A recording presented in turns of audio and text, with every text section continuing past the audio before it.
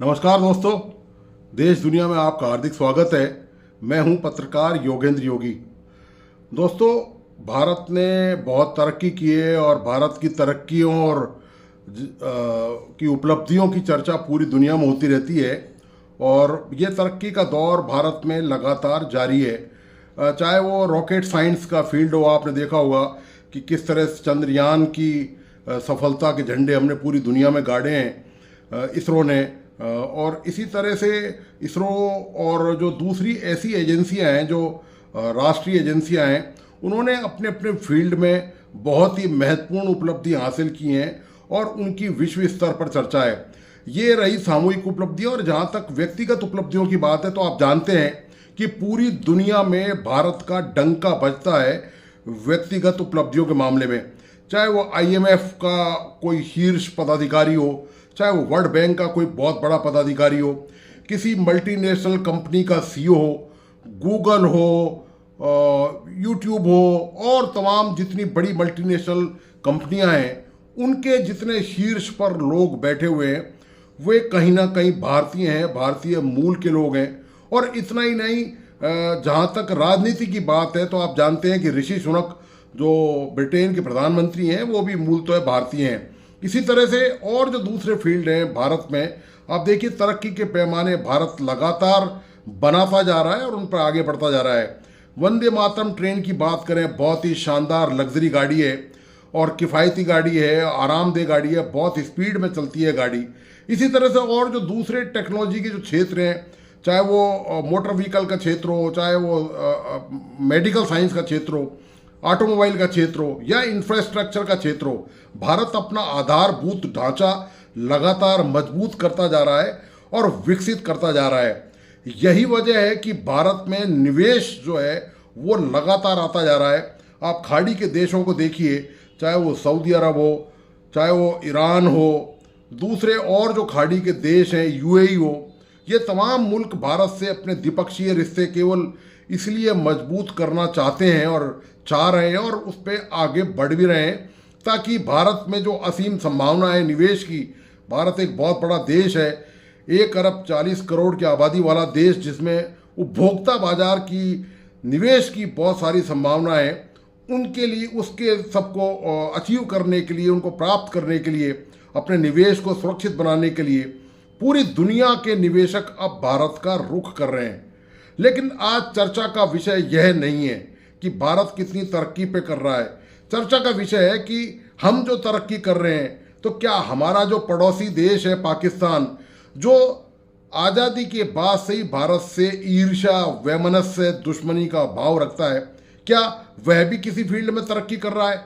क्या ऐसी कोई तरक्की भी हो सकती है जिसमें टेक्नोलॉजी की ज़रूरत नहीं हो, जिसमें शिक्षा की ज़रूरत नहीं हो, जिसमें पैसा इन्वेस्टमेंट करने की ज़रूरत नहीं हो, जिसमें किसी प्रकार का कोई प्रशिक्षण, विधिवत प्रशिक्षण किसी मान्यता प्राप्त कॉलेज, यूनिवर्सिटी या संस्था से लेने की ज़रूरत नहीं हो?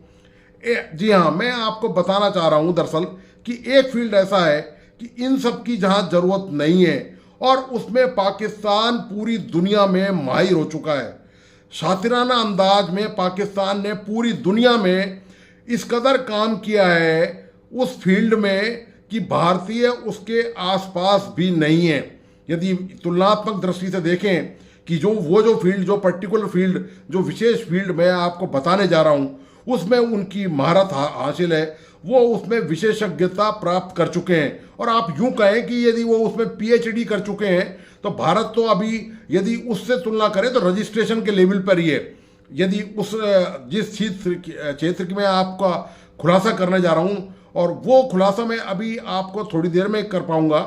तो ये दोस्तों जो पाकिस्तान है, पाकिस्तान आप जानते हैं बदहाली, बेकारी, बेरोजगारी, आतंकवाद का शिकार है। वहाँ पर करीब 3 करोड़, 3.5 करोड़ बच्चे केवल स्कूल इसलिए नहीं जा पा रहे हैं क्योंकि उनके जो परिजन हैं, उनके अभिभावक हैं, उनके पास पढ़ाने के लिए पैसा नहीं है, वहाँ पर स्कूल पर्याप्त नहीं है, वो अपने बच्चों को मजदूरियाँ करवाते हैं बजाय स्कूल भेजने के।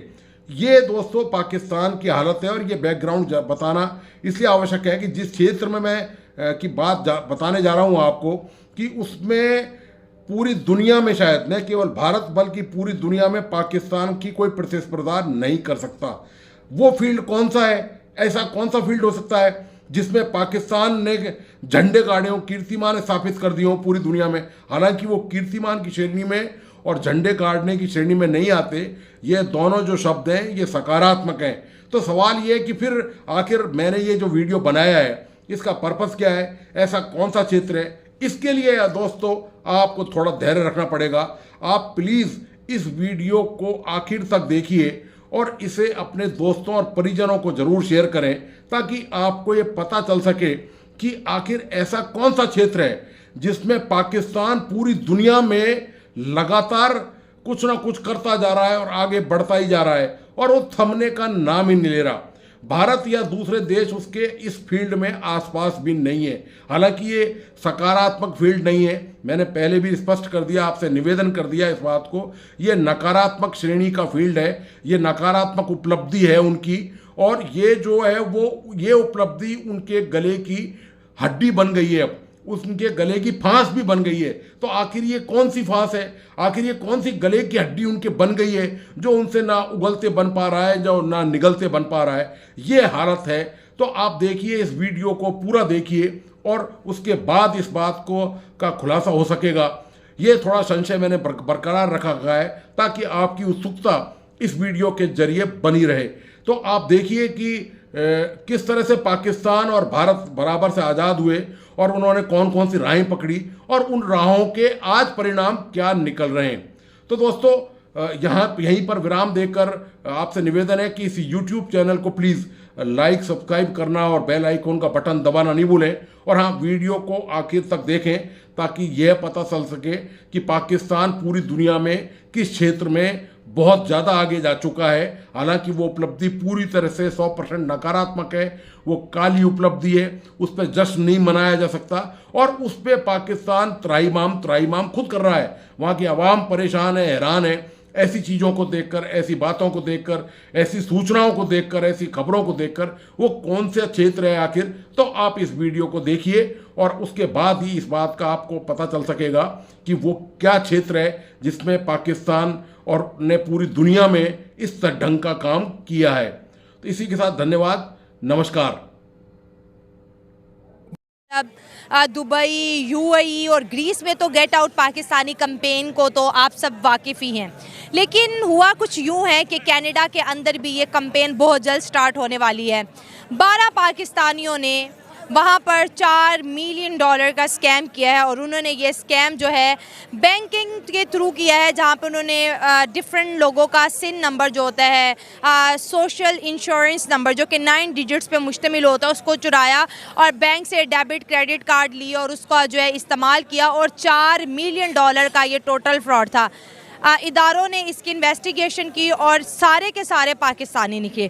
हमारे लिए डूब मरने का मकाम ये है कि कभी सऊदी अरब से भिखारियों की सूरत में हमें निकाला जाता है, तो कभी हमें दुबई की सड़कों में भीख मांगते हुए पकड़े जाते हैं, कभी हम ग्रीस में रेप करते हुए पाए जाते हैं, कभी हम लंदन में जो है इंसानों की बोटियाँ हांडियों में पकाते पाए जाते हैं, और अब कनाडा जो कि हमारे साथ बाकी कंट्रीज़ की निस्बत काफ़ी अच्छा है, वहाँ पर भी पाकिस्तानियों ने स्कैम शुरू कर दिए हैं। सर क्या कहेंगे कि मुल्क के अंदर भी नहीं रहना पाकिस्तानियों को, मुल्क से बाहर भी जाना है और फिर अपने मुल्क के वक़ार का ख्याल भी नहीं रखना और चोरियां करनी है?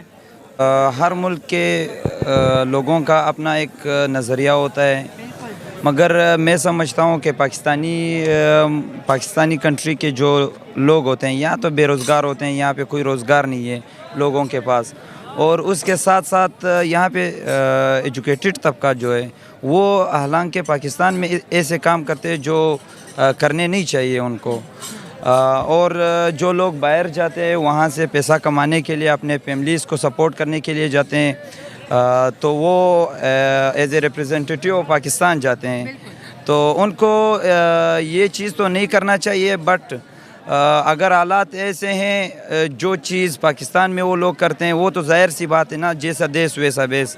जो लोग यहाँ पे कुछ ख्याल अपने मुल्क के लिए नहीं कर सकते हैं तो किसी और मुल्क का भी वो ख्याल नहीं रखते हैं।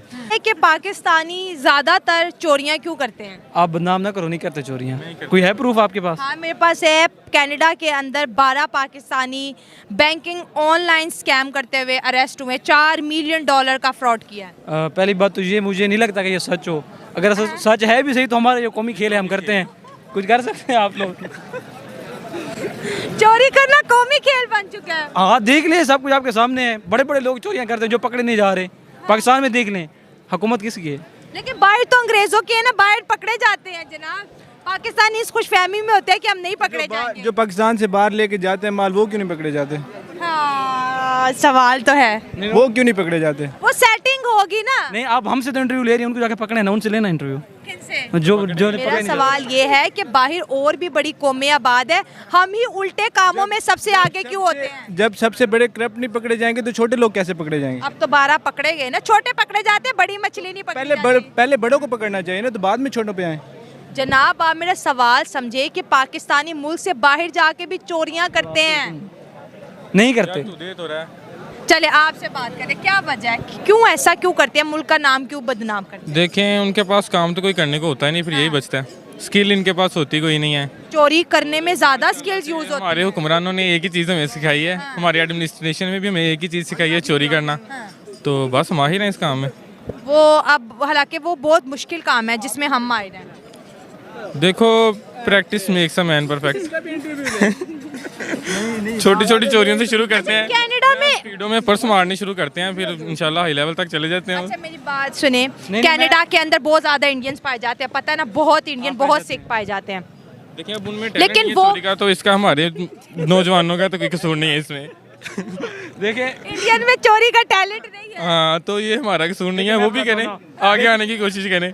बेसिकली जो पाकिस्तान से निकलते हैं मोस्टली वो लोग होते हैं जो ज़्यादा इधर पढ़ नहीं पाते या उनको जॉब्स नहीं मिलती ना, ठीक है। वो बाहर निकल जाते हैं। हमारी तालीम पे सवाल आता है। फर्स्ट आप देखें, इंडिया में जो आप कंपेयर कर रही हैं ना, उनकी इकॉनमी देखें, उनकी यूनिवर्सिटीज़ देखें, तालीमी निज़ाम देखें। पाकिस्तान में आप देखें आप क्या कुछ सिखा रहे हैं यूनिवर्सिटीज़ के अंदर। अब टॉप 100 मेरे ख्याल से यूनिवर्सिटीज़ की कोई या टॉप 10 की लिस्ट जारी हुई है एशिया की, पाकिस्तान की एक यूनिवर्सिटी भी उसमें नहीं थी। टॉप 100 में पाकिस्तान की, एशिया में भी कोई यूनिवर्सिटी नहीं कोई है। यूनिवर्सिटी नहीं आई, तो फिर आप क्या सोचते हैं कि हम बाहर जाके जो स्किल सीखी है यहाँ पे वही जाके, हमने बड़ों से यही सीखा है ना चोरी करना, तो बाहर जाके करते हैं। वो हमारा कौमी खेल बन चुका है एक किस्म का, माने या ना माने। तो आप इंडियन से कंपेयर मत करें, सबसे इंडियंस क्या कह रहे हैं? इंडियन से हमें कंपेयर मत करें। मैं ये नहीं कह रहा वो अच्छे हैं, मगर उनका तालीमी निज़ाम या उनकी इकॉनमी या उनके एडमिनिस्ट्रेशन जो है हमसे वो बेहतर है, वो बेहतर चला रहे हैं।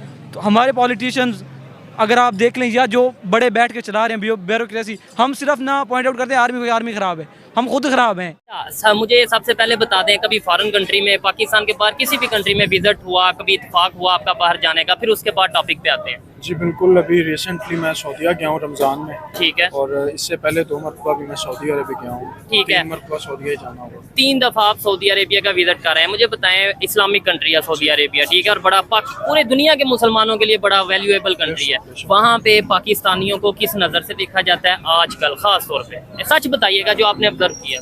सर सबसे पहले तो वहाँ पे जो जिस चीज़ का मैं आई विटनेस हूँ वो ये है कि वहाँ पे पाकिस्तानी लोग जो हैं, ख़ास करके लेडीज़ को मैंने ज़्यादा अक्सरियत तादाद में उनको देखा है कि वो अपने बच्चों को साथ लेके रोड्स के ऊपर भी, कॉर्नर्स पे भी बैठ के वहाँ पे वो भीख मांगते हैं। अच्छा। और उर्दू स्पीकिंग है, उर्दू में, क्योंकि हमारे पाकिस्तानी जो हैं वो आम यानी कि कंट्रीज़ की बनिस्बत बहुत ज़्यादा जाते हैं। ठीक है, पाकिस्तानी भी उर्दू समझते हैं, बोलते हैं, इंडियंस भी उर्दू समझते हैं, हिंदी समझते हैं, वो इसलिए ज़्यादा वहाँ पे वो लोग मौजूद होते हैं। तो वो अभी रिसेंटली उन्होंने 4000 प्लस जो है ना वो भीख मांगने वाले वहाँ से अरेस्ट करके उनको डिपोर्ट किया है, जिनमें अक्सरियत जो है वो पाकिस्तानियों की। अच्छा, खबर ये है कनाडा में 12 पाकिस्तानियों को पकड़ा गया है, अरेस्ट किया गया है, और वो कर क्या रहे थे, कनाडा में जाके फेक डॉक्यूमेंट बनाए, बैंक में अपना अकाउंट खुलवाने की कोशिश की, फ्रॉड करने की कोशिश की, और जब वो पकड़े गए हैं बहुत से डॉलर्स उनके पास मौजूद थे, क्रेडिट कार्ड, डेबिट कार्ड दर्जनों की तादाद में मौजूद थे। क्या ये खबर सुन के कैसा फील हुआ? मतलब आप पहले तो ये बताएं,